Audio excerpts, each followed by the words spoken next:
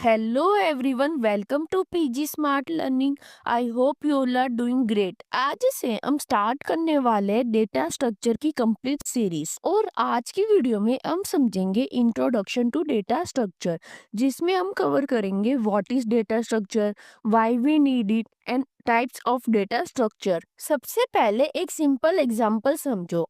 अगर तुम्हारे घर में 500 बुक्स रखी है और सब इधर उधर स्कैटर्ड है, तो तुम्हें अपनी मैथ्स वाली बुक ढूंढने में कितना ज़्यादा टाइम लग जाएगा।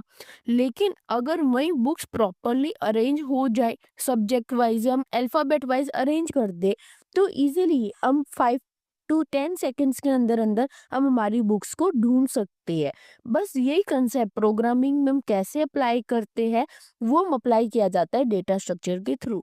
अगर डेटा हमारा प्रॉपरली अरेंज नहीं होगा, तो वो चीज़ हमें ढूंढने में काफ़ी ज़्यादा टाइम लग जाएगा। और अगर हमारा डेटा प्रॉपरली अरेंज है, तो हमको उसको ढूंढने में कम टाइम लगेगा। तो कैसे हम डेटा को ऑर्गेनाइज करते हैं, वो चीज़ हम सीखेंगे डेटा स्ट्रक्चर में।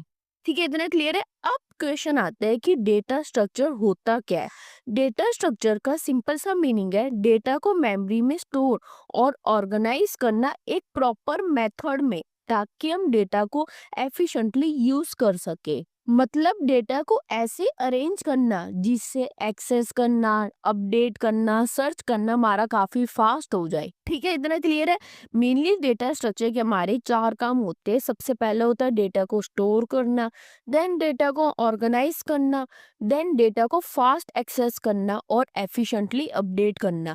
कि हमें एक चीज ध्यान रखनी है कि कोई भी अगर हम डेटा को स्टोर करना चाहते हैं, तो हमारा वो फास्टली स्टोर भी हो रहा है, फास्टली हम उसको एक्सेस भी कर पा रहे हैं और फास्टली हम उसको अपडेट भी कर पा रहे हैं। ठीक है, इतना क्लियर है। तो डेटा स्ट्रक्चर का मेन गोल क्या हुआ? परफॉर्मेंस को इम्प्रूव करना सिस्टम की। ठीक है, इतना क्लियर है। अब सबसे इम्पोर्टेंट पार्ट को समझते हैं कि डेटा स्ट्रक्चर की जरूरत क्यों पड़ी।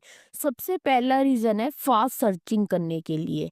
सेकेंड रीजन है इजी इंसर्शन डिलीशन करने के लिए।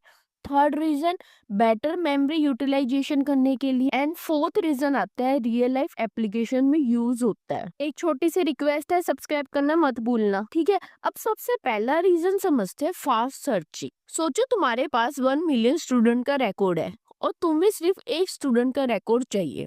ठीक है, अगर हमारा डेटा रैंडमली स्टोर्ड होगा, तो हम क्या करेंगे? Line by line her record को चेक करेंगे और जब वो स्टूडेंट का रिकॉर्ड मिल जाएगा, तो उसको हम ले लेंगे। तो ये काफ़ी ज़्यादा टाइम कंज्यूमिंग हो जाएगा। वहीं अगर हमारा डेटा क्या है, एक सीक्वेंस में स्टोर है, चाहे अल्फ़ाबेट फॉर्म में देख लो, चाहे आप रोल नंबर वाइज़ देख लो, चाहे आप सीरियल नंबर वाइज़ देख लो, मतलब किसी भी फॉर्म में अगर हमारा डेटा ऑर्गेनाइज़्ड है, तो वहाँ पे हमें क्या करना पड़ेगा? सर्चिंग हमारी कम करनी पड़ेगी और डेटा हमें बहुत जल्दी मिल जाएगा। ठीक है, इतना क्लियर है। अब समझते हैं next reason, easy insertion and deletion. आज की रियल एप्लीकेशंस में डेटा कंटिन्यूसली चेंज होता रहता है। जैसे इंस्टाग्राम पोस्ट ऐड होती रहती है, रील्स ऐड होती रहती है हर टाइम पे, यूट्यूब्स के कमेंट ऐड होते रहते हैं, कमेंट्स डिलीट भी होते हैं, यूट्यूब्स में वीडियो शॉर्ट्स भी हर टाइम हमारे ऐड होते रहते हैं। और वहीं हम एक ई कॉमर्स वेबसाइट का देखें, तो हर टाइम पे क्या होगा? प्रोडक्ट्स हम जो भी बाय कर रहे हैं वो हमारे ऐड होंगे, या कोई भी कंपनी न्यू प्रोडक्ट्स को लॉन्च कर रही है, तो वो भी हमारे ऐड होते रहते हैं। या कोई प्रोडक्ट ऐसा है जो कि हमें अब नहीं हमारी कंपनी सेल कर रही है, तो उसको भी हमें एक रिमूव करना पड़ता है। तो डेटा को मैनेज करने के लिए हम एक ऐसा स्ट्रक्चर चाहते हैं कि जिसमें हम इजीली कोई भी डेटा को ऐड कर पाए एंड इजीली हम कोई भी डेटा को डिलीट कर पाए। ठीक है, इतना क्लियर है। अब नेक्स्ट रीजन को समझते हैं better memory utilisation. Data structure memory को भी एफिशिएंटली मैनेज करता है। कुछ हमारे पास ऐसे स्ट्रक्चर्स होते हैं जो कंटिन्यूअस मेमोरी को यूज करते हैं, जैसे कि एरे हो गए। वहीं कुछ स्ट्रक्चर हमारे पास ऐसे होते हैं जो डायनेमिक मेमोरी को यूज करते हैं, जैसे कि लिंक लिस्ट हो गए। इसलिए सिचुएशन और अवेलेबल मेमोरी के हिसाब से प्रोग्रामर डिसाइड करता है कि कौन सा डेटा स्ट्रक्चर यूज करना बेस्ट रहेगा। नेक्स्ट रीजन को समझते हैं रियल एप्लीकेशन में यूज होता है। डेटा स्ट्रक्चर रियल लाइफ में हर जगह यूज होता है। जैसे कि आप गूगल मैप्स में देखो तो ग्राफ को हम यूज करते हैं, ब्राउजर का बैक बटन स्टैक का यूज करता है, प्रिंटर हमारा क्यू का यूज करता है, यूट्यूब प्लेलिस्ट लिंक लिस्ट का यूज करती है। ऐसे हर जगह हम क्या यूज करते हैं? डेटा स्ट्रक्चर का यूज करते हैं। ठीक है, इतना क्लियर है। अब एक कॉमन सा कंफ्यूजन क्रिएट होता है कि डेटा टाइप और डेटा स्ट्रक्चर में क्या डिफरेंस होता है।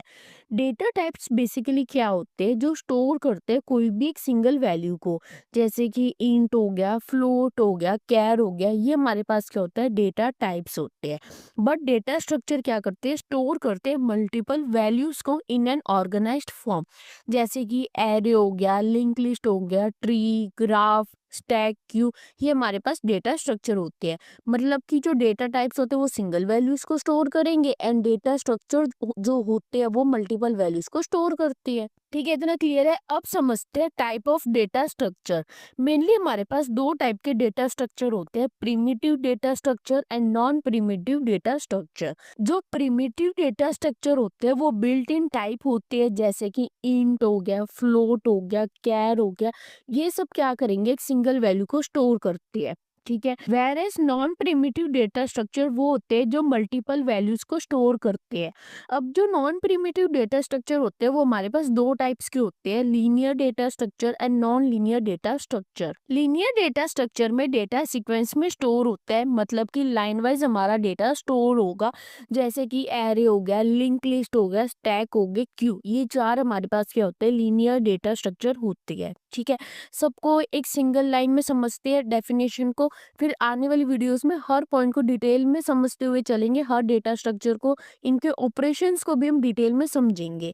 सबसे पहले आता है एरे। एरे एक लीनियर डेटा स्ट्रक्चर है जिसमें हम सेम टाइप के एलिमेंट्स को स्टोर कर सकते हैं इन कंटिन्यूअस मेमोरी लोकेशन। ठीक है, इतना क्लियर है। अब समझते हैं लिंक लिस्ट। लिंक लिस्ट भी एक लीनियर डेटा स्ट्रक्चर होता है जिसमें हम सेम टाइप्स के एलिमेंट्स को ही स्टोर कर सकते हैं but in non continuous memory location. इसमें हमारे पास डेटा स्टोर होते हैं in the form of node. एक जो लेफ्ट साइड वाली नोड होती है उसमें हमारे पास होगा डेटा एंड राइट साइड वाली नोड में हमारे पास होता है लिंक। लिंक किसको होगा, नेक्स्ट नोड का हमारे पास लिंक होगा। ठीक है, इतना क्लियर है। अब आते हैं स्टैक। स्टैक भी एक लीनियर डेटा स्ट्रक्चर है जो के ऊपर बेस्ड होता है LIFO, last in first out. जो सबसे लास्ट में हमारा इंसर्ट होगा स्टैक में उसको हम सबसे पहले पॉप आउट करते हैं। नेक्स्ट आता है क्यू। क्यू किसके ऊपर बेस्ड होता है, फीफो के ऊपर बेस्ड होता है, फर्स्ट इन फर्स्ट आउट। जो सबसे पहले इंसर्ट होएगा वो सबसे पहले हमारा क्या होगा, पॉप आउट होगा। ठीक है, इतना क्लियर है। अब आता है non linear data structure. Non linear data structure में डेटा लाइन वाइज स्टोर नहीं होता है, वो एक हैरिकी या नेटवर्क की फॉर्म में स्टोर होते हैं। नॉन लीनियर डेटा स्ट्रक्चर हमारे पास दो टाइप्स की होती है, ट्री एंड ग्राफ। ट्री में हम कैसे स्टोर करते हैं, किसी भी डेटा को एक हैरिकी फॉर्मेट में स्टोर करते हैं। एक मतलब कि ट्री फॉर्म में हम किसी भी चीज को स्टोर करेंगे, जैसे कि एक रूट नोड हो गया, उसके हमारे पास पेरेंट नोड होंगे, उसके हमारे पास चाइल्ड नोड होंगे। ठीक है, ये हमारे पास क्या होता है, ट्री फॉर्म में डेटा को स्टोर करना। वेर एज ग्राफ में हमारे पास क्या होगा, एक नेटवर्क स्ट्रक्चर होता है जिसमें हम डेटा को स्टोर करते हैं। ठीक है, इतना क्लियर है। आने वाली वीडियोस में हम हर टाइप के डेटा स्ट्रक्चर को डिटेल में कवर करेंगे, इसमें कैसे ऑपरेशंस को परफॉर्म किया जाता है वो भी हम डिटेल में कवर करेंगे। ये टाइप्स मैंने एक आपको ओवरव्यू दिया है कि कितने टाइप्स के हमारे पास डेटा स्ट्रक्चर होते हैं। ठीक है, इतना क्लियर है। अब एक और क्लासिफिकेशन को समझो, that is static and dynamic. Static का मतलब क्या होना, फिक्स्ड होना, कि कोई भी हमारे पास जो साइज है वो क्या अगर फिक्स्ड है तो उसको हम क्या बोलते हैं, स्टैटिक बोलते हैं। वेरएज डायनेमिक जो हमारे पास साइज होता है वो चेंजेबल होता है, मतलब कि हम साइज को इंक्रीज भी कर सकते हैं, डिक्रीज भी कर सकते हैं। और स्टैटिक में हम क्या करेंगे, जो साइज एक बार एलोकेट कर दिया वो ही साइज इसके लिए फिक्स रहेगा। उसके बाद ना तो हम साइज को कम कर सकते और ना ही हम साइज को इंक्रीज कर सकते। तो दोस्तों ये था आज का वीडियो। आज की वीडियो में हमने ये समझा कि डेटा स्ट्रक्चर क्या होता है, कैसे हम उसको यूज करते हैं, क्या उसके बेसिकली ऑपरेशंस है और कितने टाइप्स के डेटा स्ट्रक्चर होती है। Don't forget to like, share and subscribe to PG smart learning. मिलते हैं नेक्स्ट वीडियो में, बाय।